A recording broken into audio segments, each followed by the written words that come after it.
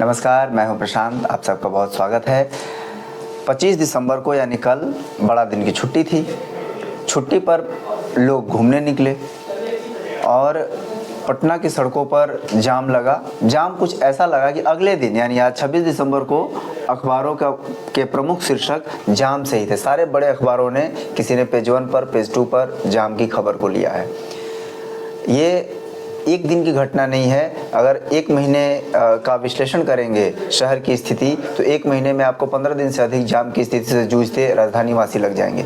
इन्हीं सारी बातों का विश्लेषण, इनके कारणों पर पड़ताल और इसके समाधान की ओर हम चर्चा को आगे बढ़ाएंगे। हमारे साथ हैं वरिष्ठ पत्रकार सत्यपाल श्रेष्ठ जी। सर, बहुत बहुत स्वागत है आपका। धन्यवाद। एक सप्ताह पूर्व भी हम लोगों ने इस पर चर्चा की थी पटना में जाम को लेकर, जिसमें कई बातें आपने ही बताई थी कि जैसे गांधी मैदान के सारे गेट को खोल देना, अगर नाला और किसी अन्य कारण से सड़क को खोदा गया है तो उसको 15 दिन 20 दिन नहीं टालने का, उसको जल्द से जल्द भरने का, और इन दो उपायों को किया गया और उससे थोड़ी राहत मिल रही थी। लेकिन कल यानी 25 दिसंबर को जो फिर से पूरा शहर जाम की चपेट में आ गया, उससे लोग हलकान हो गए। और एक अच्छी बात यह है कि प्रिंट मीडिया ने इस जाम की समस्या को गंभीरता से लिया और आज के सारे अखबार जाम की खबर को प्रमुखता से छापे हैं।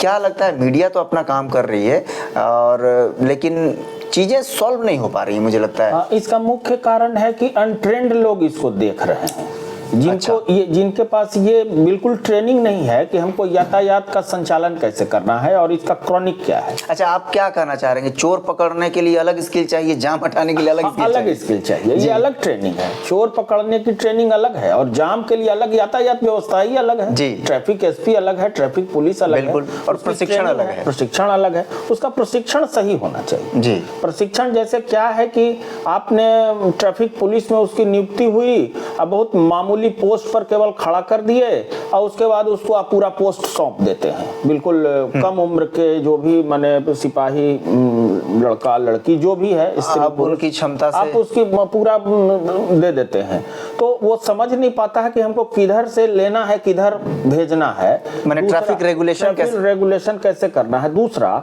जो अतिक्रमण की बात आपको समझ में आती है जाम लगने के बाद, वो पहले समझ में आना चाहिए। अब आपको तब समझ में आया जब पूरा गांधी मैदान चौक हो गया, तो समझ में आया कि बड़े होटल जो हैं, 2 बड़े होटल वहां गांधी मैदान के पास, उनके अपोजिट साइड में एक लेन पूरा पार्किंग रहता है जी। तो पार्किंग उनका, या तो उनको पार्किंग की व्यवस्था कराइए, न तो उनकी गाड़ी को गांधी मैदान में लगवाइए। जी बिल्कुल। अगर आप सपोर्ट कर रहे हैं, सड़क क्यों बाधित होगी? सड़क पर क्यों पार्किंग हो रही है? मान लिया एक लेन पूरा डिस्टर्ब हो गया, जिसको अगर एग्जीबिशन रोड के राम गुलाम चौक से राइट टर्न नहीं लेना है, वो एक लेन से सीधा निकल जाएगा आगे, तो ये डिस्टर्ब हुआ।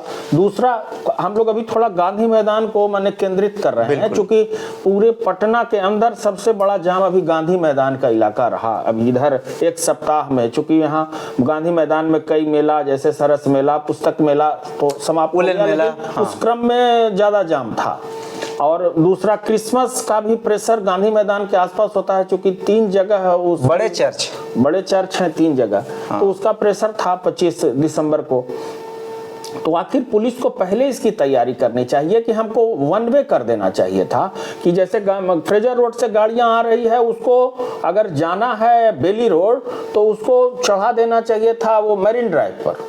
ठीक है, मरीन ड्राइव से जैसे एक दिन, जैसे जाम से बचने के लिए तो थोड़ा घूम के जाना पड़ेगा। अगर आप जाम में कराह रहे हैं, एक व्यक्ति तो इससे अच्छा है कि 2-3 किलोमीटर लंबी यात्रा करनी, बचने के लिए तो करना पड़ेगा, आप करते भी हैं। जैसे एक परिवार का एक सदस्य अगर जाम में फंसता है तो उससे कई लोग प्रभावित होते हैं, क्योंकि उनका कई कार्यक्रम डिस्टर्ब होता है। उनका क्या अगला कार्यक्रम है, या किसी कार्यालय का कोई एक कर्मचारी अगर फंस गया जाम में, तो उसका पूरा सिस्टम कोलैप्स, कार्यालय अस्त व्यस्त हो जाएगा। मान लिया कि अगर वो कहीं फाइल लेके जा रहा है और वही जाम में फंसा, या डॉक्टर जाम में फंसा हुआ है, ऑपरेशन मान लिया कि उसका मने है कहीं, या ब्लड सैंपल को ले जाया जा रहा है, ऑक्सीजन ले जाया जा रहा है, गंभीर मरीज है, एम्बुलेंस फंसी थी। पहले आपको समझना होगा कि हमको उस रूट को कैसे डाइवर्ट करना है। बिल्कुल मूक दर्शक की तरह पुलिस गायब हो जाती है वहां से, उस समझ में नहीं आता है कि हम आखिर किधर करें। तो एक जगह पूरा जाम रहता है, आगे बढ़ के खाली रहता है, अचानक खाली हो जा रहा है। तो ऐसा तो नहीं है कि किसी कारण से किसी की गाड़ी खराब हो गई तो जाम हुआ है, ऐसा भी नहीं है। गाड़ियां सबकी ठीक हैं, बावजूद जाम है। तो इस पर आपको सोचना चाहिए कि हमको अगर अतिक्रमण हटाना है तो अतिक्रमण का अभियान आप लगातार क्यों नहीं चलाते हैं जी। आपने अभी 3 दिन पहले स्पेशल इसके लिए फोर्स की नियुक्ति हुई है, जैसे 3 इंस्पेक्टर, 2 डीएसपी और 137 पुलिस। अच्छा, जो किसी थाने से पुलिस को लेके अतिक्रमण हटाने में परेशानी हो रही थी, तो उसके लिए स्पेशल ये बनाया गया है कि अब ये किसी एक थाने की ड्यूटी में नहीं रहेंगे। ड्यूटी नहीं है, वहाँ पुलिस जो है करीब ये लोग 140-45 लोगों की एक टीम रहेगी, जो कहीं भी अतिक्रमण हटाने में उसको पर्याप्त पुलिस बल रहेगा या निगम वाले वहाँ रहेंगे, उनको स्पेशल दिया जाएगा कि आप अतिक्रमण हटाइए। तो अतिक्रमण मुख्य रूप से जो सड़कों पर है वो ठेला खोमचा और ये सब्जी वालों का अतिक्रमण है। तो ये कल होके फिर लगा कैसे दे रहे हैं? हाँ, ये कौन सा अतिक्रमण आप हटा रहे हैं? खास के न्यू मार्केट का इलाका हो या फिर आपको गांधी मैदान के भी अशोक राजपथ देख लीजिए, बारी पथ देख लीजिए, हर जगह तो वही स्थिति है। बेली रोड में है पूरा जो है पूरा बाजार। तो अगर खरीद सामान रहेगा तो खरीदार भी वहां जाएगा। खरीदार के जाने से वाहनों का तांता लगता है।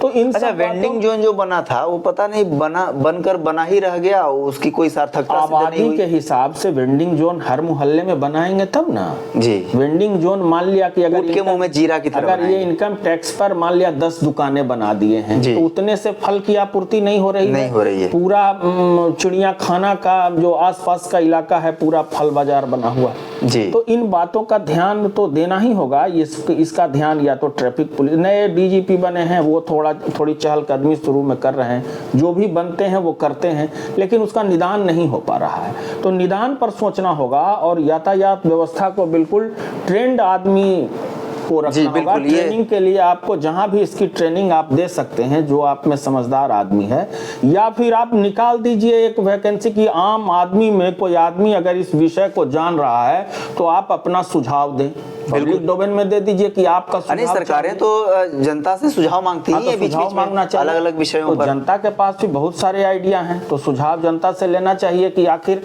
अपने मोहल्ले का, अपने क्षेत्र का आप सुझाव दें कि यहाँ क्या है मुख्य वजह जाम, माने ट्रैफिक को डाइवर्ट किधर किया जाए, पार्किंग किधर हो, क्या वजह है यहाँ जाम का। तो जनता जरूर बताएगी कि यहाँ मान लिया ई रिक्शा के कारण जाम है या अतिक्रमण के कारण जाम है या सड़क पर कुछ और कारण है जिसके कारण स्कूल बस का क्या टाइमिंग होना चाहिए। अब इतने जाम में बड़ी बड़ी बसें चलाने का क्या औचित्य था? मान लिया 1 सप्ताह के लिए रोक दिया जाता जी कि बड़ी बसें अभी नहीं चले।